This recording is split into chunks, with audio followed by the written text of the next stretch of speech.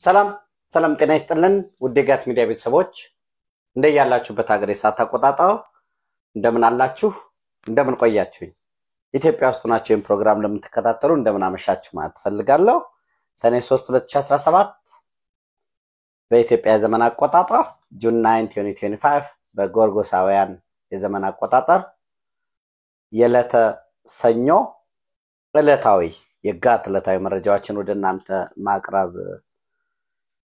ጀምራለሁ በጧቱ ፕሮግራማችን በጋቱሎ የአንበሳ ጋራጅ ጃክሮስ ጎሮ አደባባይ ሁለተኛ ዙር ኮሪደር ልማት የሶማሊላንድ ፕሬዝዳንት በመጪዎቹ ቀናት ወደ ኢትዮጵያ ውስጥ እንደሚመጡ እንዲሁም ኤርትራ የሱዳን ጦር አውሮፕላኖችን ወይንም የሱዳን አየር ኃይል መገልገያ የጦር ጀቶችን ሄሊኮፕተሮችን ተቀብላ በአስመራ ኤርቤዝ እንዲሁም ምጽዋ አካባቢ በሚገኘው ሌላኛው ወታደራዊ ሰፈር ማስፈሯን የተለያዩ መረጃዎች እየወጡ እንደሆነ ኦፍ ኮርስ የኤርትራ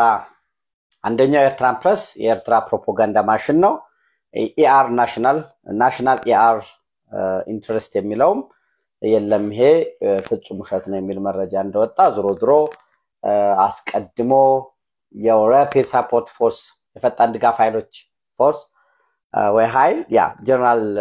ሄሜቲ ዳጋሎ ምንለው በሚል ቅጽል ስም የሚታወቀው ማለት ነው ኤርትራ በሱዳን የእርስ በርስ ጦርነት በቀጥታ ተሳታፊ መሆኗን በመግለጽ ይሄንንም እንደሚፋለም ጠቅሶ ነበር ከሜይፎ ኦልሞስት ከሁለት ወር በፊት ጀምሮ የፕሪሲሽኑን የጠበቀ የተሳካ የሚባል ሱዳናውያን የሚከሱት በሲቪል በንጹሃን መገልገያ ወይ በሲቪል መገልገያ ላይም ጉዳት አድርሷል ነው የሚል በዚህ በነዳጅ ዲፖዎች መጋዘኖች አርኤስኤፎች ደግሞ የሚሉት የሱዳን የሉዓላዊ ምክር ቤት የሚባለው ወይ የሱዳን ጦር ኃይሎች መሪ ሌተናንት ጀነራል አብደልፈታህ አብደልፈታህ አልሲሲ የሱዳን ነው የጀነራል አብድራህማን የሚመራውን አልቡርሃን የሚመራውን የወታደራዊ ሎጂስቲክስ ማዕከላት ነው ጥቃት እየፈጸምን የሚል መረጃዎች ይወጣሉ ኤኒዌይስ ደቡብ ሱዳንም የነዳጅ መስመሩ አደጋ ውስጥ በመግባቱ ምክንያት በፖርት ሱዳን በኩል የሚተላለፈ ነዳጅ አቁማለች በሚሊየን የሚቆጠሩ ሱዳናውያን አደጋ ውስጥ ነው ያሉት በቀጥታ ግብጽና ኤርትራ የሱዳን የእርስ በርስ ጦርነትን ያጋፈሩ ነው ያሉት ከአልቡርሃን ጋር ሆነው አርኤስኤፍ ድጋፍ ያገኛል በቻድ በኩል የሚል ክሶች ይመጣሉ በቻድን እንደመተላለፊያ በመጠቀም የሚል አንዳንዴም ፑንትላንድ ላይ ያለን ኤርቤዝን በመጠቀም ኬንያም የአርኤስኤፍ ደጋፊ ነች ቢያንስ የፖለቲካል ሰፖርት እየሰጠችው ነው የሽግግር መንግስት እንዲያቋቁም ረድተዋል የሚል ክሶች ይነሳሉ አልቡርሃን የኬሚካል የጦር መሳሪያ ተጠቅሟል የሚል ክስ ቀርቦበታል ያ ብቻም አይደለም አሁን አሜሪካ በጣለችው አዲሱ ማዕቀብ ከዛሬ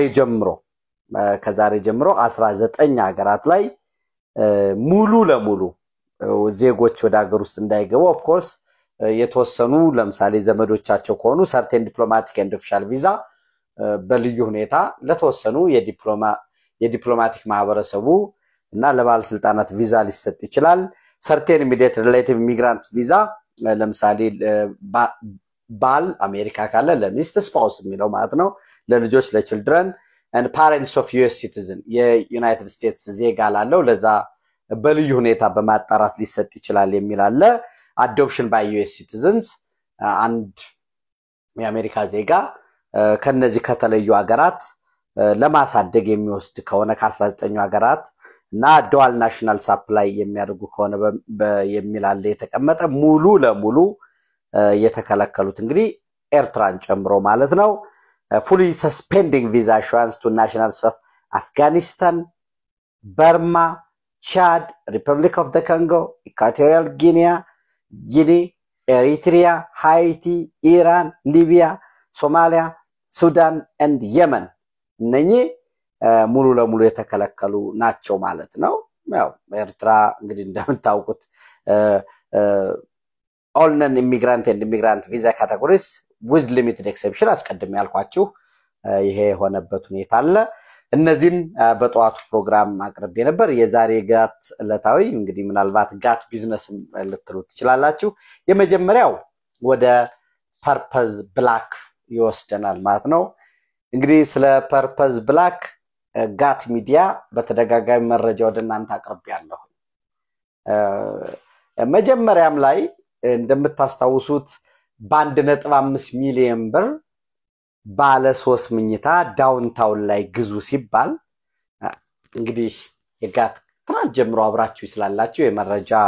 አዲስ ይሆንባችኋል ብዬ አላምንም ይሄ ፍጹም ስህተት ነው በ1.5 ሚሊዮን ብር የግል አልሚ የፈለገውን ብታደርጉት አንድ ቢዝነስ ራን የሚያደርግ ሰው ፕሮፊት ይፈልጋል ትርፍ ይፈልግና ነገር ግን በጣም ፊርስ ይሆናል ፍሪ ማርኬት ማለት ነፃ ገበያ ሆኖ በጣም በዘርፉ ላይ ከፍተኛ ውድድር ሲኖር የቤት ፈላጊው ቁጥር አናሳ ሆኖ በሌላ መልኩ በጣም ብዙ ሰፕላይ ኖሮ ዲማንዱ አነስ ሲል ግድ የለም ሰፕላዩም ዲማንዱም ኖሮ በጣም ከፍተኛ ተዋናይ ሲኖር የፕሮፊት ማርጂን የትርፍ መጠን ሊቀንስ ይችላል ሰው ዝቅ ሊያረግ ይችላል በጣም ማስ በመሸጥ 10 ቤት ሽጬ እንግዲህ ኤግዛምፕል ነው የምሰጣችሁ ለዚህ ሲምፕል ለኦንላይን ከናንተ ጋር በሚኖረኝ ኢንተራክሽን ለሚኖር ስሌት ነው 10 ቤት ሽጬ ከአንድ ቤት 10 ሺህ ብር ከማተርፍ 100 ሺህ ብር ማለት ነው ኖ 150 ቤት ልሽጥ ከአንድ ቤት ግን 5 ሺህ ብር ላትርፍ ልችላለሁ ይሄ ማስ በላርጅ ስኬል ልናረግ እንችላለን ኢትዮጵያ ውስጥ ያለው እንደምታውቁት ነው ኢኮኖሚው በፍጥነት ያደገ ነው እዚህ ላይ እንግዲህ ጂኒ ኮኤፊሺየንት የፍትሃዊነት ሁሉንም ያካትታሉ የሚል ጥያቄዎች ሊነሱ ይችላሉ ይሄንን ስታዳምጡ ኢኮኖሚው በፍጥነት ያደገ ነው ስል እንዴ አይነት ጥያቄ አለኝ የሚል ሰው ሊኖር ይችላል ችግር የለው ከገጠር ወደ ከተሞች በከፍተኛ ደረጃ ፍልሰት አለ ሁለት ኢትዮጵያ የወጣት ሀገር ነች በረከት ነው ኢትዮጵያ የወጣት ሀገር መሆኑ ፈተና ነው በረከትነቱ በጣም ሊሰራ ይችላል ሊሰራ የሚችል ሊለወጥ የሚችል ኢኮኖሚውን ሊያንቀሳቅስ የሚችል ኢንቨስትመንት ብንስብ ሊሰራልን የሚችል ቺፕ ሌቨር ምንለው ዝቅ ባለ ዋጋ ሊሰራ የሚችል ጉልበት አለን ማለት ነው ፈተናውስ ከፍተኛ የሆነ የቤት ፍላጎትን ያመጣል ይሄ ቤት ፍላጎት ደግሞ ለምሳሌ አዲስ አበባ ከተማ ኦልሞስት በዚህ አመት ሪፖርት ሲያደርጉ ብታዩ 200 ሺህ አካባቢ ቤት ገንብተዋል ፓይፕላይን ያለውን ጨምሮ በቂ ነው ወይ እንዴት ነው በቂ አይደለም ከየትኛው ማቅጣጫ ወደ አዲስ አበባ ይመጣል አዲስ አበባ ደግሞ ሰከንድ ሲቲ ነው ትልቁ ከተማ አዲስ አበባ ነው የህዝብ ቁጥሩ 7 ሚሊዮንም ይሁን 6 ሚሊዮን 10 ሚሊዮንም ይሁን ከዛ ቀጥሎ ያለ the next city የሚባል የለው አዲስ አበባ 6 ሚሊዮን አለው ብንል ሌሎች 400-500 ሺህ አካባቢ ያላቸው ናቸው ለዛ ነው የኮሪደር ልማትም ሲሰራ አዲስ አበባ ላይ ብቻም ሳይሆን ሌሎችንም ከተሞች በፍጥነት በተመሳሳይ ወደ ኋላ እንዳይቀሩ መደረግ ያለበት አሊያ ልክ እንደ ምንድነው ምንድነው of course መጥፎ ነው ያልኳቸው አይደለም ወይ from economic perspective ኔጌቲቭ ነው ያልኳቸው አይደለም ግን ክረምት ላይ ለምሳሌ መብራት ስታበሩ ያ መብራቱን ተከትሎ የሚመጡ ነፍሳቶች አሉ እዛ መብራት ዙሪያ ላይ የሚከቡ ልክ አዲስ አበባ ነው የአዲስ አበባ ኢኮኖሚ ወይ አዲስ አበባ ላይ 1 ቢሊዮን ብር ኢንቨስት ታደርጉ የሚመጣ የሰው ኃይል አለ ከዙሪያው ከመላገሪቱ መጥፎ ነው ያልኩ አይደለም ብያቸዋለሁ ነገር ግን በርደኑ መቀነስ መቻል አለበት እዛው ሳለ ባህር ዳር አብዞርብ ማድረግ መቻል አለበት ባህር ዳርም ደግሞ ያንን መሸከም ጫና እንዳይኖርበት ደብረታቦር ያንን እንዲሸከም ማድረግ መቻል አለበት ደብረታቦርም ያንን ደግሞ ሁሉን ለመሸከም እንዳይቸገር እስቴንፋስ መውጫ እንዲሸከም ፍኖተ ሰላም እንዲሸከም ፍኖተ ሰላም ደግሞ ያው ሁሉ መሸከም ሊከብደው ስለሚችል በዙሪያ ያሉት ማንኩሳጅጋ ጅማ ወዘተረፈ ነቀምቴ ይያል ሌሎች ላይ ኢንቨስት ባረግን ቁጥር አዲስ አበባ ላይ የሚኖረውን ጫና እንገድበዋል ከዛ የሚመጡት ወደ አዲስ አበባ የሚመጡት ደግሞ በጣም ከዛ አቅም የገነቡ ተወዳዳሪ እንዲሆኑ ይደረጋል ዞሮ ዞሮ ምልላችሁ ነው የቤት እጥረት አለ ነገር ግን የፈለገው ብታደርጉት ቤት ባለ 3 መኝታ በ1.5 ሚሊዮን ብር ሊገኝ አይችልም ለምን መንግስቱን ወሰዱ ለምሳሌ ባለ 3 መኝታ መንግስት እንግዲህ ቦታ ራሱ ነው መንግስት የሚያቀ ራሱ ኤሌክትሪክ ያው ከፐብሊኩ ነው የፐብሊክ ኤክስፔንዲቸር ነው ከህዝብ ግብር በተሰበሰበ መብራት ራሱ ያቀርባል ውሃ ራሱ ያቀርባል የሲዌሬጅ ሲስተሙንም ይሄን በሙሉ ከህዝብ ሀብት በተሰበሰበ ይዘረጋል መንግስት ነውና ደግሞ ሰብሲዲ ያደርጋል በሚገነባበት ጊዜ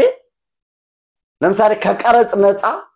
ቤት ማልማት ላይ ለተሰማሩት ከቀረጽ ነፃ ብረት እንዲያመጡ ሲሚንቶ ላይ ቫት እንዳይጠቀሙ ሊያደርግ ይችላል ያ ሁሉ ፓወር አለ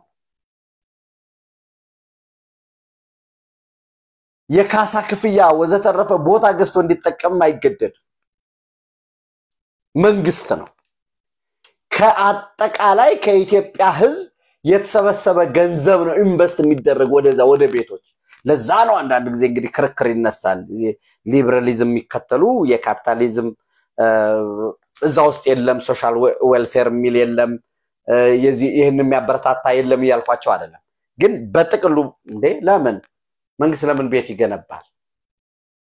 በግብር በተሰበሰበው ገንዘብ ለምን ሰብሳይድ ያደርጋል የሚል ክርክር ይነሳል ያንን አድርጎ እንኳን መንግስት 1.2 ሚሊዮን አካባቢ ነው የሚሸጠው ለዛው 1.2 ሲሸጥ እንዳትረሱ ኳሊቲ ላይ ኮምፕሮማይዝ ይደረጋል ራሳችሁ የምትገጣጥሟቸው ምናምን ነገሮች ይኖራሉ ስፔስን ለመቆጠብ ጥረት ይደረጋል ኮሚናሉ ነፃ ነው ለኮሚናሉ አትከፍሉም እታች ላለው ለበረንዳው ለምሳሌ የመኪና ማቆሚያ እንደዚህ አይነት ቦታ አለን የዋና ገንዳ እንደዚህ አይነት ያለበት ቅንጡ መብራት ቢጠፋ ጄነሬተር ያለበት ውሃ ጉርጓድ እንቆፍራለን ኦል ዲስ ይባላል የልጆች መጫወቻ ያለበት ነው እዛ በመንግስት አትከፍሉ ፕራይቬት ላይ ሲሆንስ ከፍሎ ነው ያገኘው ትከፍላላችሁ ያ በሆነበት ሁኔታ የለም ችግሩ ስላለ ብቻ ከዛ ችግር ለመውጣት ሰዎች ጆሮ ስለሚሰጡ ብቻ እንዲህ አይነት ነገር ማስተዋቂያ አንደኛ ተገቢ አይደለም ሁለተኛ ደግሞ ሊሳካ አይችልም እባካችሁ ገንዘባችሁን አትስጡ በማለት ፌስቡክ ላይ ተደጋጋሚ ጽፍ ያለው ምናልባት የምትፈልጉት ከሆነ የኤሊ ንግድና የፐርፐዝ ብላክ የሪል ስቴት ገበያ በሚል ጻፍኩ እስካሚንግ አለ እስካም አለ ይሄ ኤሊ የምኒልክ ብርጭቆ አንበሳ ያለበት ትሪ እንዲህ አይነት ጋሻ ምናምን ይባላል እስካሚንጎች አሉ እንግዲህ ስለ ቢዝነስ እስካም ሌላ ጊዜ ላወራችሁ ይችላልውና አንዴ ሰኔ ካልተሳትኩኛ ቆይ ፋይሌ ላይ ያየሁት ነው ግንቦት 19 ቀን 2016 ላይ እኔ ለጊዜው ተቋሙ እንዲ ነው ብዬ ተቋሙን ልጠቅሰው በማልችለው ሚዲያ በኩል የጋራ ቤት ገንቢዎች አገልግሎት የተሰኘ የሪል ስቴት ቢዝነስ ይፋ ተደረገ ይላል ከቅርብ ጊዜ ወዲህ ይሰራሉ የተባሉ ቤቶች በወቅቱና በተባለው ገንዘብ መጠን አልተጠናቀቅ ይያሉ በሪል ስቴት አልሚዎችና በግዢዎች መካከል አለመግባባቶች እንዲፈጠሩ ምክንያት ሲሆኑ ይስተዋላል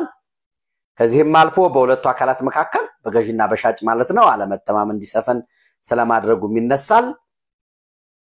ፐርፐዝ ብላክ ኢትዮጵያ ይሄንን ችግር የሚቀንስና የነበረውን አሰራር ሊቀይር የሚችል አዲስ ሞዴል ይዞ መምጣቱን ይፋ አድርጓል የፐርፐዝ ብላክ ኢትዮጵያ ዋና ስራ አስፈጻሚ ዶክተር ፍሳሸቱ እንደሚሉት የጋራ ቤት ገንቢዎች አገልግሎት ከዚህ ቀደም ሲሰራበት ከነበረው የቤት ልማት ለየት ባለ መልኩ ቤት ፈላጊዎች የቤታቸውን አጠቃላይ ገጽታና አሰራር ጥራት መገኛና ተያያዦች ጉዳዮች ላይ ውሳኔ መስጠት የሚያስችላቸው ከመሆኑን ባሻገር የፋይናንስ ሂደቱንም በቀጥታ የሚቆጣጠሩት መሆኑን ገልጸዋል። ይህም በቤት አልሚዎች ይያዝባቸው የነበረውን የተጋነነ የትርፍ ማርጂን ፕሮፊት ማርጂን ከማስቀረቱም በተጨማሪ መተማመንን ለመገንባት ከፍተኛ ሚና እንደሚኖረው ተናግረዋል። ዳውንታውን ሚድታውን ሰበርብ ይሄ እነዚህ ከተሞች ዙሪያ ላይ ያሉ ለምሳሌ ሰበርብ አዲስ አበባ ላይ ለሰበርብ ምርጥ ምሳሌ ሊሆን የሚችለው ሲሲዲ ካንትሪ ክለብስ ዲቨሎፐርስ ያለማው ጣፎ ላይ ያሉት ቆንጆ ቤቶች አሉ። ሱሉልታ አካባቢም ይገነባ የነበረ አንድ ቤት ነበር። ሱሉልታ ላይ ይሄ እንጦጦ ጋራውን ተንተርሰው ይሰሩ የነበረ ሰበር ከከተማ ወጣ ብለው ማለት ነው። ጀስት 30 40 ደቂቃ ድራይቭ ማድረግ ይሄ በሰለጠነው ዓለም የሚበረታታ ነው። ሰበብ ዲያስፖራ ሲንግል ፋሚሊ እንዲሁም የንግድ ቤቶች የማደራጃ ዘርፎች እንደሆኑ ታውቋል። ፐርፐዝ ብላክ በቀጥታ የፋይናንስ ጉዳዮች ላይ እንደማይገባ ሲት እንግዲህ ፐርፐዝ ብላክ በቀጥታ የፋይናንስ ጉዳዮች ላይ እንደማይገባ የተናገሩት ዶክተር ፍሳ ከዛ ይልቅ ህጋዊ ሁነቶችን ማስፈጸም ዲዛይንና የዋጋ ዝርዝር ማቅረብ ግንባታ ስራ አስተዳደርና ንብረት አስተዳደር ላይ እንደሚሰራና እገዛ እንደሚያደርግ ተናግረዋል። ለዚህ አገልግሎት የሚሆን መሬቶች በበቂ ሁኔታ መኖራቸውን የተናገሩት ዋና ስራ አስፈጻሚው በተለይም ወሰን አካባቢ መሬት ተገዝቶ የመሰረት ድንጋይ እንደተጣለ ወሰን እንደተጣለና በሌሎችም አካባቢዎች መሬት ለመግዛት በሂደት ላይ እንዳለም ጨምረው ገልጸዋል። በመሬት ጉዳይ ብዙም ችግር እንደሌለ የተናገሩት ዶክተር ፍሳ ከ200 በላይ መሬት ባንክ ዳታቤዝ መኖሩና አሁንም በቂ መሬት እንዳለ ከሚመጣልን የግዙን ጥያቄ መገንዘብ ችለናል ብለዋል። የሆነ ጣቢያ ነው ግንቦት 19 ቀን 2016 ጻፈ። ይሄ ትክክል አይደለም። የዜጎችን ስብራት የቤቱ ማለት ቤት ላይ ምንድነው በተከታታይነት ወጥነት ባረገ የሴንሰስ ኑሮን የህዝብ ቆጠራ ኑሮን በዛ መሰረት መስራት መቻል አለበት። ነገር ግን ይህንን አስቀድሜ እንዳልኳችሁ እጥረቱን የቤት እጥረትን አንድ ሁለት ደግሞ የዋጋውን መወደድ እና በአልሚውና በገዡ መካከል ያለን ችግሮች ይፈጠራሉ። ለምሳሌ የሆነ ሪል ስቴት ጋር ሄዳችሁ ትጠይቃላችሁ 5 ሚሊዮን ብር አስረክባለሁ ምናምን ይላል። ዲቴል ውሉ ላይ ግን የሆነ ጊዜ አንዳንድ ነገር ሊጨምር ይችላል ምናምን የምትል በህግ አንቀጽ ይካተታል እና 400 ሺህ ጨምሮ 500 ሺህ ጨምሮ ዘተረፈ ይመጣል። ብዙዎቻችሁ በተለይ በውጭ የምትኖሩ ወዳጆቼ ጋት ሚዲያ ቤተሰቦች ይሄን የምታውቁት ታውቃላችሁ ተስፋ አደርጋለሁና በዛሬው ዕለት አዲስ ፎርቹን አዲስ ዘገባ ይዞ ወጣ። ዘገባው ምንድነው የሚለው አዲስ ፎርቹን ቼክ እንድታረጉት ገቢዎች ሚኒስተር ግማሽ ቢሊየን ብር ገደማ ከፐርፐዝ ብላክ ፈልጋለሁ የሚል ነው ያቀረበው። ግማሽ ቢሊየን ኦዲት አድርጌ ደርሼበታለሁ ይከፈለኝ የሚለው የታክስ ሴትልመንት ላይ 473 ሚሊዮን ብር ለቫት መከፈል የነበረበት ከቅጣትና ከወለዱ ቫልዩ አደር ታክስ 31 ሚሊዮን ብር ዊዝሆልድ የተደረገ ዊዝሆልዲንግ ታክስ ሲቆረጥ ፐርፐዝ ብላክ ያዘው። ነገር ግን ትራንስፈር ወደ ተቋም ወደ ገቢዎች ያላስተላለፈው ስደምሩት እንግዲህ 473 እና 31 ወደ 504 ሚሊዮን ብር ይመጣል ማለት ነው። ስለዚህ ሜክሲኮ ላይ ለመስራት በሚል የምታስታውሱ ይመስለኛል ቦታውን አልተገዛም። ቦታውን ይሸጣል የተባለ ሴንት ጆርጅ ቢር ነው። ያው እንግዲህ እዛ አካባቢም ደግሞ ቅዱስ ጊዮርጊስ ለምንድነው ቦታውን ሊሸጠው የነበረ ወዘተረፈ የሚል ደግሞ ጉዳይ አለ። ይሄ ከውሃ ጉዳይ ጋር ተያይዞ ፋብሪካው ወጣ ማለት ስላለበት ወደ ሰበታ እየሄደ ስለሆነ ኤኒዌይስ አሁን ጉዳያችን ጊዮርጊስ አይደለም። አልተረከበም ቦታው። ሁለተኛ እንደምታውቁት ይሄ ሲምፕል ጉዳይ ነው የምነግራችሁ። ለፋብሪካ ብሎም ለምሳሌ መንግስት ሰጣ ቅዱስ ጊዮርጊስ ቢራ ለፋብሪካ ብሎ የሰጠህን ቦታ ልሽጥ ስትል መንግስት ምን ሊያደርገው ይችላል? ኖ ይሄ ነገር ፐብሊክ ስፔስ ነው ሊልህ ይችላል። አረንጓዴ ነው ሊሆን ይችላል አንድ ኖ ይሄ ቦታ እንደው ለፌርማታ ነው ይሄ ቦታ ለመንግስታዊ አገልግሎት ነው ዛ ለምሳሌ እዛው አካባቢ ያሉ ተቋማት አሉ ለምሳሌ ፌደራል ፖሊስ አለ ባሻገር ዝቅ ብላችሁ አልሳም ጨለለቅ አለ እንጂ ከዛ ቀጥሎ ደግሞ የፌደራል ፖሊስ ሆስፒታል አለ ይሄ ቦታ ፌደራል ፖሊስ በቀጣይ በኤር ፎርስም ስለሚደራጅ ጀስት እኔ አይዲያ ነው የምነግራችሁ በኤር ፎርስ ስለሚደራጅ ለዛ ነው ያሰብኩት ሊል ይችላል ገና ቅዱስ ጊዮርጊስ ሊሸጠው ነው ይሄን ያህል ብር ተስማምተናል እዛ ሰማይ ጠቀስ ህንጻ እንገነባለን በዚህ መሰረት በመጀመሪያ ሳምንት የመጡ 1.5 ሚሊዮን በቀጣይ ጊዜ የመጡት ይሄን ያህል ሲባል ታው ትክክል አይደለም እኔ በሚል ያንናል ዞሮ ሜክሲኮ ላይ 115 ፎቅ መኖሪያ ህንጻ ባለ 115 እስ አትራክቲቭ እኮ ስታስቡት ያ 115 ፎቅ ባለ 115 ፎቅ ማለት ጀስት ስካይ ስክራፐር እና ለዛ በሚል ወደ 1700 አካባቢ ሰዎች ከፍለዋል ኦልሞስት 1.5 ቢሊዮን ብር ገደማ ያ ገንዘብ በዝግ አካውንት ተቀምጧል ነው የሚባለው እንግዲህ ፐርፐዝ ብላክ ሰብስቦ በዝግ አካውንት ሰብስቧል ነው የሚባለው አለው ያ ገንዘብ ሪሊ አንድ ለምን ያ በጥሬ ገንዘብ በኢትዮጵያ ብር የነበረ ገንዘብ በብላክ ማርኬት ተዘርዝሮ በዶላር ሸሽቷል ያልኩ አይደለም ሸሽቷል ወይንስ ሌላ ቦታ ላይ ኢንቨስት ተደርጓል የሰራተኛ ደሞዝ ተከፍሎበት ወይንም የፐርፐዝ ብላክን እርሻ እዛ ኢንቨስት ተደርጓል ለነዚህ ሰዎች ለ1700 ገደማ ለሚሆኑ ኢትዮጵያውያን ወዳጆቼ ቤተሰቦቻችን ዘመዶቻችን በጣም አስቸጋሪ ነው ያኔ እንግዲህ የምታስታውሱት ቤት ሽጣሃል ሲባል ምንድን ነበር ሲል የነበረው ኖ እኔ ቤት አልሸጥኩም የሸጥኩት ሸር ነው አለ ስለዚህ ሸር ከሸጠ ድርሻ ከሸጠ ቤት ሸጠም ድርሻ ሸጠም ዞሮ ፐርፐዝ ብላክ ውስጥ ያለ ገንዘብ ቅድሚያ ዲዞልቭ ቢደረግ እንዲፈርስ ቢወሰን በፍርድ ቤት ቅድሚያ ምንድነው ባለዳዎቹ ዳይወስዳል ስለዚህ 500 ሚሊዮን ብር ገደማ እዳ አለበት የሚል ነውና እንግዲህ ቅድሚያ ክፍያ ከፍለው ከዚህ በፊትም ታስታውሳላችሁ እኔ ወዳጆቼ በ1.5 ሚሊዮን ብር ለምን ቤት አትገዛም ያሉኝ ፖዚቲቭሊ ያሉና አንድ ሁለት ወዳጆቼ ተበድረው ሁሉ ከብድርና ቁጠባ ተበድረው አንድ ወዳጄ ደግሞ ማቀው የማቀው በጣም ወዳጄ ነው የሚገለገልበትን ሱዙኪ ዲዛይር መኪና ሸጦ ነው እዛ የገባው እንግዲህ ዶክተር ፍሳ የዩኒቲ ዩኒቨርሲቲ መስራች ባለቤት ነበሩ በኋላ ሽጠው ሄዱ አሜሪካ ከሄዱ በኋላ ታስታውሳላችሁ ሽግግር መንግስት አቋቁም ያለውኝ በ3 ወር ኢህአዴግን ጥላለው ብለው ፈገግ አሰኝተው ነበር እና ከዛ በኋላም አሁንም ፐርፐዝ ብላክም እንዲሁነን እንዲተጠይቀን እንደዚህ አይነት ነገር ምናምን የሚል ነገር ነበር ሲያቀርቡ የነበሩት እንግዲህ የሳቸውን ምላሽ ደግሞ ካለ በሚሰጡት ሚዲያ ወደ እናንተ ለማድረስ ሞክራለሁ ዞሮ ግን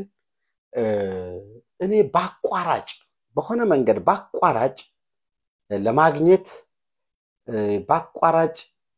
ካለው ችግር ለመውጣት በመናደርገው ጥረት በተቻለ መጠን የበለጠ ማጥራት የበለጠ መፈተሽ ይጠበቅብናል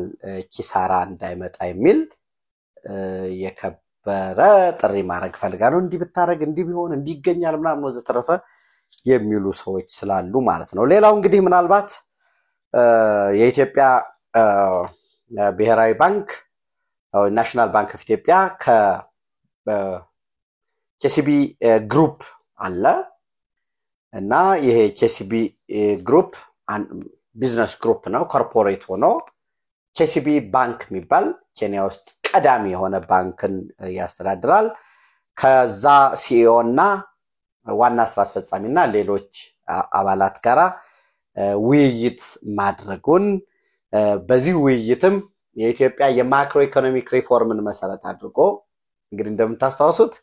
ቴሌ የምትታለብ ላምናት ፋይናንስን ሊበራላይዝ አናደርግም ኦፕን አናደርግም ሸቀጣ ሸቀጥ ንግድንም ቢሆን ክፍት አናደርግም የሚል እኛ አዎ ኢትዮጵያውያን እንደ ዜጋ እንደ ግለሰብ እንደ ሰዎች ኢትዮጵያ ሀገራችን ደግሞ እንደ ሀገር ከሌላው የአፍሪካ ሀገር ከሌላው ዓለም ሀገራት ለየት የሚያደርጉን ጉዳዮች አሉ ይሄ ምንም ጥርጥር የለው አንድ በቅኝ ገዢ ዲፋይንድ በሆነ መልኩ በቅኝ ገዢ አልተገዛን አንድ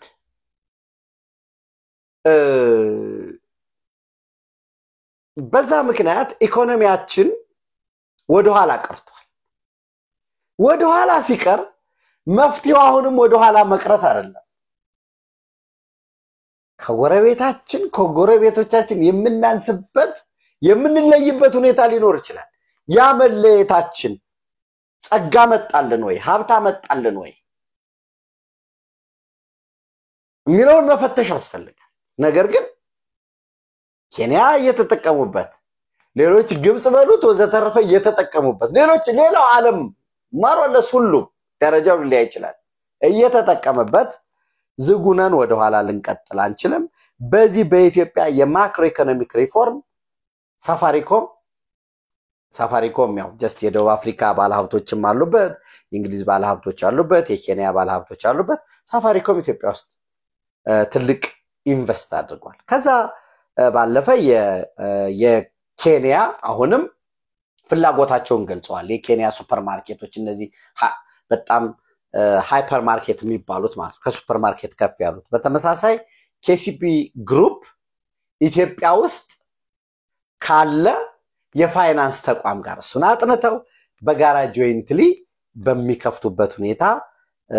እያጠኑ መሆናቸውን ድሮ ያ that's personal የKCB ግሩፕ ነው ድሮ የማክሮ ኢኮኖሚክ ሪፎርሙ አዳዲስ የድገት አማራጮችን አዳዲስ መንገዶችን አዳዲስ የቢዝነስ ሞዴል ቴክኖሎጂዎችን ያመጣ እንደሆነ በተለይ KCB ግሩፕ ደግሞ ይሄንን በመጠቀም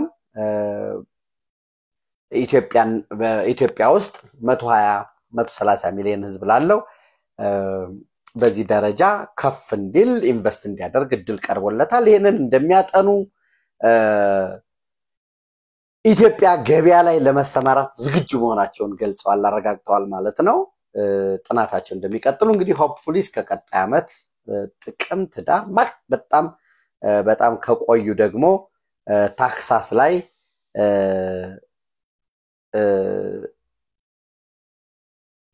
ታክሳስ ላይ አዳዲስ ባንኮች እንደምናይ የዩኤኢ ባንኮች የናይጄሪያ ባንክ የሳውዲ አረቢያ ባንኮች ኢንትረስታቸውን ገልጸዋል የሳውዝ አፍሪካ ባንኮች